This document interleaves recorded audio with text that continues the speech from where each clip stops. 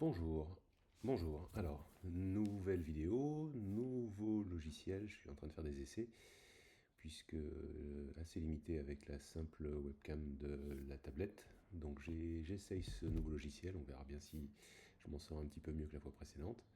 Alors, donc, nouvelle vidéo, nouvelle série de vidéos sur les différentes factions de First Blood et sur les armées possibles, les forces, faiblesses, la façon de gérer une armée en partant, comme vous pouvez le voir derrière, des boîtes de cohortes. Donc là, je suis sur le site de Conquest Parabellum pour vous montrer un petit peu où on peut aller chercher les ressources.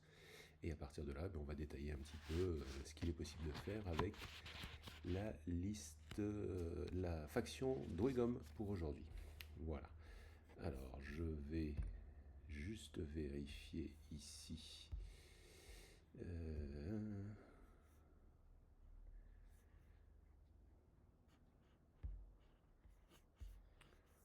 Alors,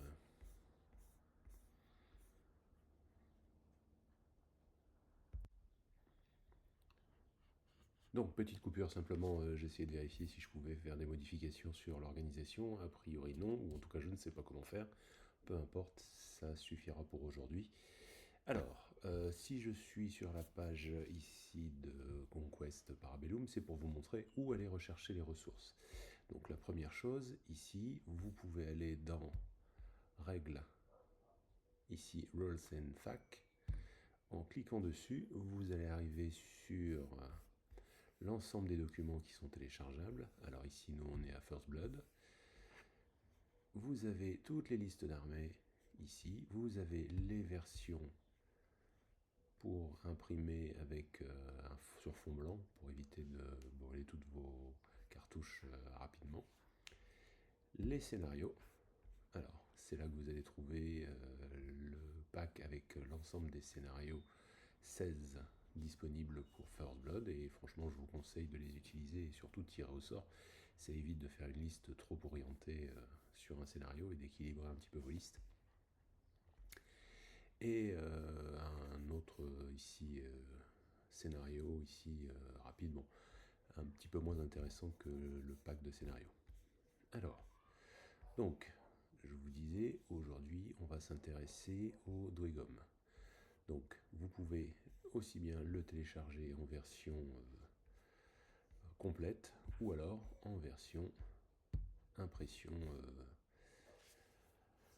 friendly, c'est-à-dire sur fond blanc ici. Alors pour que ce soit un petit peu plus joli, je vais ouvrir celle-ci et je vous montrerai les deux. Donc téléchargeable bien sûr, ici. Voilà. Alors évidemment là vous avez la page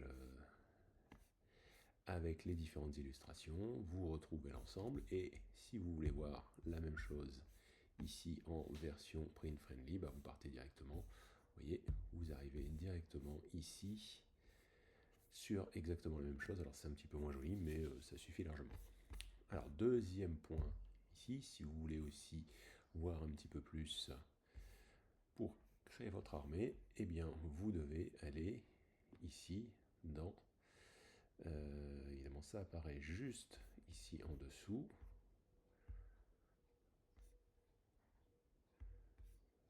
Alors est-ce que je peux... Ah bah voilà, je peux me balader sur l'écran. Ok, donc voilà, l'Army Builder, il se situe ici, et là vous devez à nouveau sélectionner entre les deux, et vous pouvez donc aller voir, soit créer votre liste, ou aller voir directement à l'intérieur. Donc aujourd'hui, on est sur les Dwegom. Voilà donc la faction Dwegom dont nous allons parler maintenant. Alors, la première chose dont nous allons parler, ce sont les... Alors, je vais voir si je peux... Hop, voilà. C'est plus simple comme ça permet d'avoir tout l'écran. Ok, donc, la première chose ici importante, ce sont les règles d'armée. Alors, les règles d'armée, vous pouvez les retrouver, elles sont accessibles ici, vous voyez, Army Rules. Alors, c'est très simple, vous en avez deux, voilà, vous les avez là, ici, à l'écran. La première, elle est liée au défi, au fait que vous ne pouvez pas refuser un défi. Certains personnages qui ont la règle Pursuit of Agm ne peuvent pas refuser un défi. et qu'ils sont automatiquement provoqués. Bon. Par contre, lorsqu'ils participent à un défi, un challenge, et ici, ils vont gagner les règles Relentless Blow et avoir +1 au clash. Autant ne pas trop les embêter. La deuxième règle ici, c'est que à chaque fois qu'on va retirer des casualty tokens, donc c'est-à-dire que vous avez une unité, un régiment qui a perdu des troupes. Ces troupes ici ont généré des casualty tokens. Ces casualty tokens, au moment où vous réactivez la fois suivante l'unité, eh bien vous les retirez. Et bien là, pour chaque casualty tokens que vous retirez, vous allez gagner une attaque pour le chef d'unité. Si vous en avez deux ou trois, bon, bah, ça peut permettre en fait de contrebalancer la perte des unités. En fait, si vous avez typiquement une unité avec une seule attaque, vous pouvez quand même foncer à l'attaque.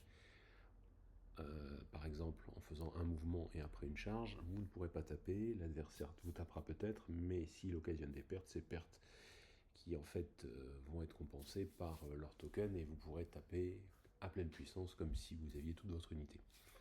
Bon, c'est peut-être un petit peu compliqué d'expliquer comme ça, au final vous allez quand même perdre les modèles, les figurines, mais ça vous permet quand même de prendre ce risque ici. Alors, on va commencer avec les différents personnages. Alors là, tout de suite, vous pouvez constater qu'au niveau des personnages, vous en avez de deux types. Des personnages gratuits, c'est-à-dire l'Ardent Karawag, le Holdreg, etc. Et vous avez des personnages qui sont payants. Vous voyez, à 460 points et à 380 points. Dans les deux cas, ce sont des personnages qui sont montés sur des monstres. C'est-à-dire le Iron Drake et le Hell's Drake. Si je dis pas de bêtises, les noms c'est le Hellbringer Drake, c'est ça. Ça, c'est celui qui tire. Et ça, c'est pour le sorcier. Donc ici, Hellbringer Sorcerer. Et le deuxième pour le Holdreg. Ici, le Harden. Le Holdreg, oui, ici, pardon. À 460. C'est le deuxième, celui de corps à corps, dont j'ai oublié le nom. C'est un Drake aussi. Ici, le Ironclad, voilà. Ironclad Drake, ici. Bien, donc je reviens sur les différents personnages. Alors la première chose, et ça c'est important à First Blood, vous avez un et un seul personnage. Vous avez certaines listes d'armées qui vous permettent d'en avoir un second, un officier qui fait office de personnage, etc. Mais vous n'aurez qu'un seul personnage. Ce personnage va orienter en fait ce que vous allez pouvoir faire puisqu'il va donner des règles spéciales à votre armée et donc si vous voulez changer un peu le style d'une armée, vous changez le personnage. Et clairement là vous avez des personnages guerriers, vous avez des personnages sorciers et vous avez des personnages prêtres. Voilà. Avec les différents ordres que vous pouvez trouver, c'est-à-dire le feu, le magma, etc. Enfin bon. Vous avez donc un large panel. Mais évidemment, attention, ça va orienter peut-être votre façon de jouer en fonction de ce que vous voulez faire. Alors, on va commencer dans la liste simplement avec ce qui est proposé, avec l'Arden Karawag. Alors, on va passer assez vite puisque vous êtes tout à fait capable de lire les documents que je vous passe ici sous les yeux. Le but n'est pas de paraphraser l'ensemble, mais de regarder un petit peu s'il n'y a pas des petites choses intéressantes que l'on pourrait faire justement ici. Donc on va regarder un petit peu en détail ce qui est possible de faire au niveau des personnages. Mais surtout, ce qui est important de regarder au niveau des personnages, quand ils en ont, c'est de regarder si vous avez des capacités de commandement, puisque ça va jouer. Et aussi les règles spéciales. C'est là que vous allez voir ce à quoi est fait le personnage et surtout quelles sont les unités qu'il faut éventuellement ajouter à ce personnage. Ici. Alors. Donc bon, là vous voyez, j'ai remis deux personnages ici en même temps, le Arden Karawag et le Holdreg. On va parler des deux en premier. Ici, si on peut les comparer, vous voyez clairement que vous avez un personnage qui est beaucoup plus pour le corps à corps, avec Clash 4 face à Clash 3, forcément il sera beaucoup plus efficace. Ici, une défense plus élevée, une résolution plus élevée également, le même nombre de PV. Ça, c'est à peu près standard pour les personnages que vous avez au sol, si je puis dire, l'infanterie, voilà. Par contre, la différence principale, c'est que d'un côté, vous avez des incantations, de l'autre côté, vous avez des aptitudes de commandement. Ces aptitudes de commandement, en l'occurrence avec ce personnage-là, vous pouvez en donner une seule. Voilà. Alors, on va simplement regarder maintenant en détail ce que l'on peut trouver. Alors, on retrouve les règles d'armée, poursuite à vague, ici, des deux côtés. Et après, vous allez avoir des règles un petit peu différentes.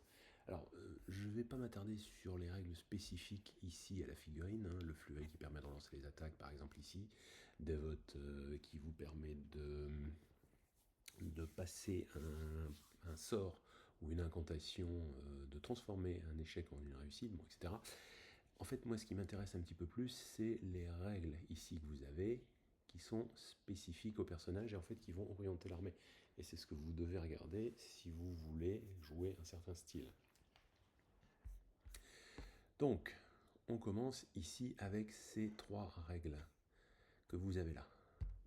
La première, toutes les unités d'infanterie de cette armée gagnent +1 à leur première action de marche, ici, pour les 2 premiers rounds. Alors, si vous voulez pouvoir en bénéficier, évidemment, il faut que vous ayez des unités d'infanterie nombreuses. Si vous utilisez ce personnage et que vous mettez essentiellement des brutes, vous n'allez pas vous servir de cette capacité.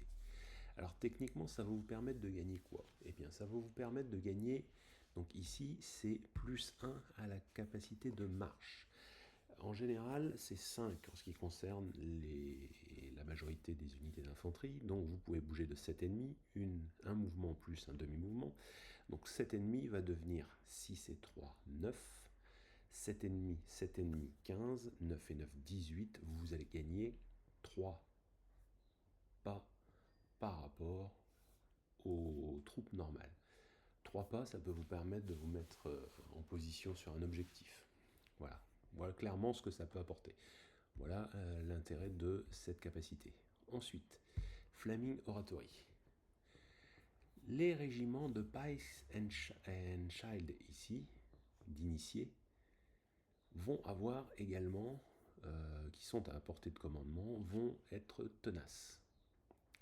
Alors, je ne détaille pas plus loin, mais ça veut simplement dire une chose ici, c'est que pour pouvoir en bénéficier, vous devez ajouter dans votre armée des unités d'initiés, que ce soit Pikes ou Child, ici, avec bouclier ou avec les piques.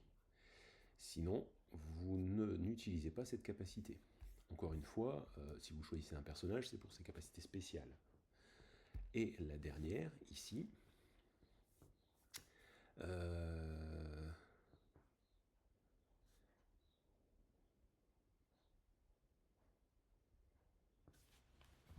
quand vous utilisez la règle qui permet d'avoir des attaques supplémentaires en retirant des tokens, si vous enlevez 3 tokens, ici, vous avez en plus la règle Relentless Blow, règle qui permet, lorsque vous faites ici des 1, qui permet d'avoir une touche supplémentaire. Donc quand vous touchez en faisant 1, vous faites 2 touches en fait.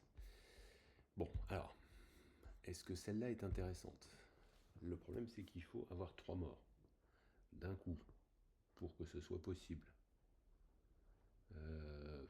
Ça commence à faire beaucoup. Ça veut dire que oui, vous pouvez l'utiliser à condition d'avoir des unités nombreuses. Et on reviendra après sur le nombre d'unités. Bon. En d'autres termes, quand vous regardez ces trois règles-là, à part celle de rapidité si vous avez des piétons, je ne choisirais pas ce personnage par rapport à ses capacités qui sont ici. La deuxième raison de choisir ce personnage, ça peut être les incantations. Donc vous avez 2 incantations possibles. La première est à nouveau pour ajouter des distances de charge à la prochaine charge, action de charge. Donc c'est très important la façon dont c'est formulé. Donc vous ciblez ici une unité ennemie et vous ajoutez 2 à leur distance de charge lors de leur prochaine action de charge. Ça veut dire que vous pouvez l'anticiper. Tant qu'il n'y a pas eu d'action de charge, vous pouvez le faire. C'est-à-dire qu'on peut imaginer que vous faites ça au tour 1 et que la charge survienne au tour 3. Ce n'est pas précisé pendant leur prochaine action s'ils font une charge, c'est pendant leur prochaine charge.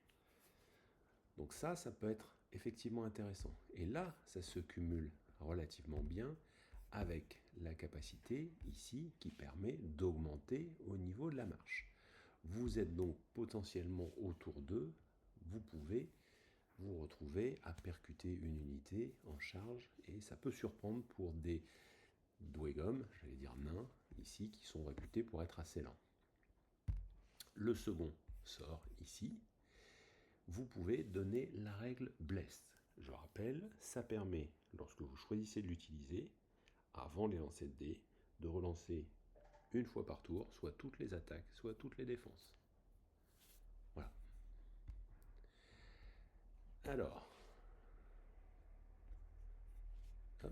c'était pas tout à fait ce que je voulais faire. Voilà, c'est pas grave, je vais le remettre ici.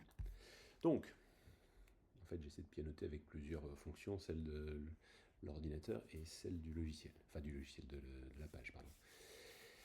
Donc, je reviens ici sur Lardon Kerouac. C'est un personnage qui peut être intéressant, qui va vous permettre de projeter assez loin vos guerriers. Ces sorts sont potentiellement utiles, mais il n'a pas de capacité de commandement. Si vous voulez ajouter une suite, ce sera uniquement des vétérans Oltan. Voilà.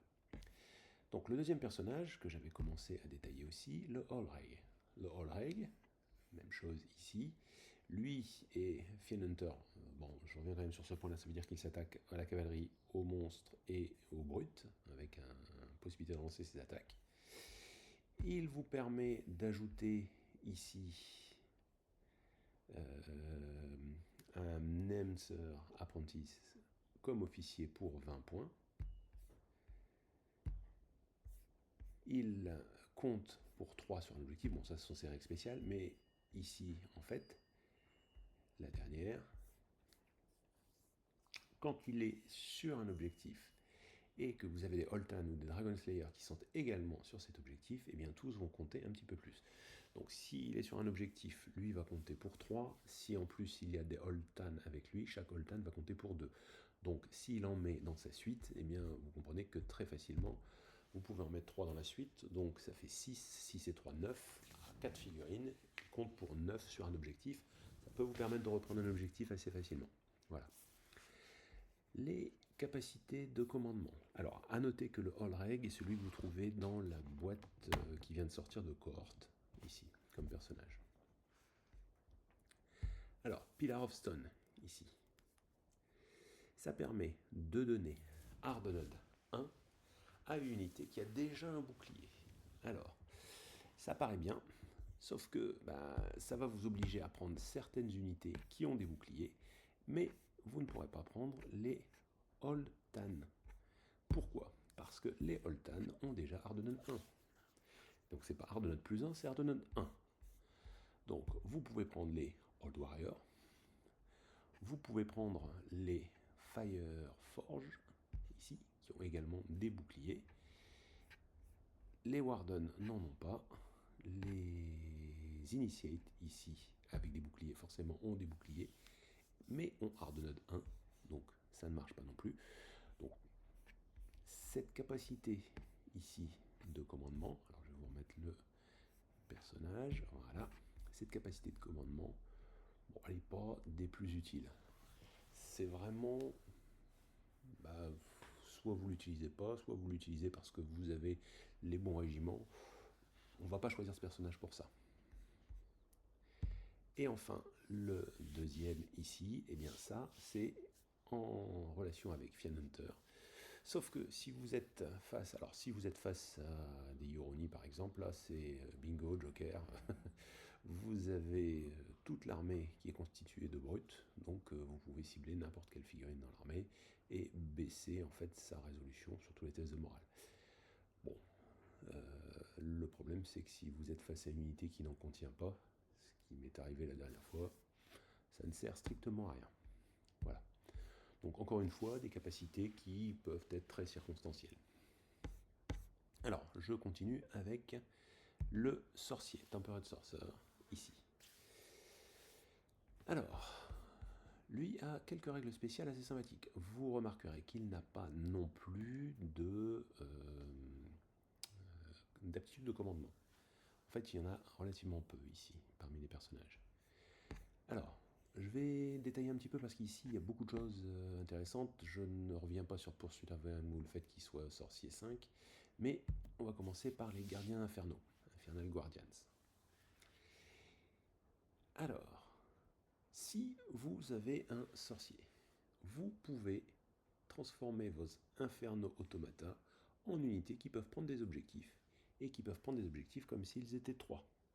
Vous retirez leur statut féral, qui leur rendait donc ceci totalement impossible, et en plus vous les dopez en quelque sorte. Donc très intéressant en coordination avec les infernaux automata. Deuxième, ici, les Fireforge peuvent relancer leur touche de 6 hit rolls. On ne précise pas si c'est au tir ou au clash. Ça veut dire que c'est les deux. Élémental puissance.